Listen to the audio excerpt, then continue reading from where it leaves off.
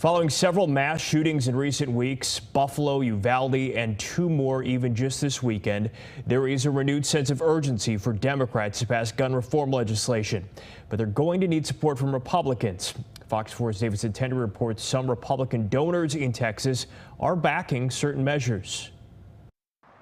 A growing number of Republicans are showing support for some sort of gun safety legislation following the school shooting in Uvalde, which left 19 children and 2 teachers dead. The Democrat-run U.S. House will likely pass a bill, but ultimately there needs to be some Senate Republican support to break a filibuster in that chamber. It's very clear that nothing's going to happen in Washington unless a significant number of Republicans get on board with Democrats. SMU political science professor Matt Wilson explains that U.S. Senator John Cornyn of Texas is part of a bipartisan Senate group pushing for gun safety legislation during a time when some Republicans and Democrats are miles apart on the issue. Most Democrats in the United States want, at a minimum, a full-on assault weapon ban.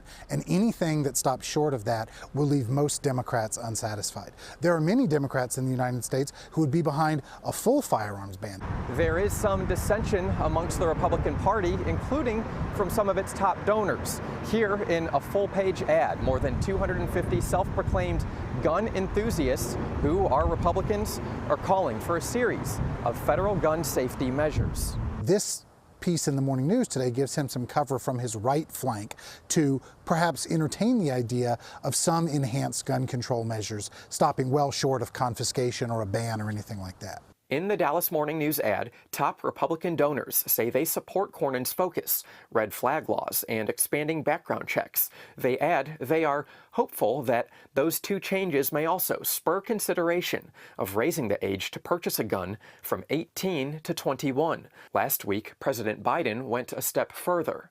We need to ban assault weapons and high-capacity magazines.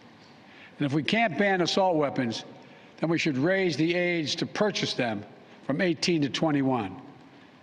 Strengthen background checks, enact safe storage law and red flag laws. That's still an uphill battle for the majority of Republicans. This morning on Fox News Sunday, Republican Congressman Steve Scalise stuck to the typical talking points: school safety and mental health. Why don't we look and see if we can find some telltale signs so that there can be intervention? Wilson believes many Americans share a similar vision. Is to find a way to keep guns away from the small number of people who are actually dangerous and have criminal intent, without significantly impeding access to firearms from the larger number of people who will not use them in unlawful ways. The question is, how do we get there? David Sentendrey, Fox 4 News.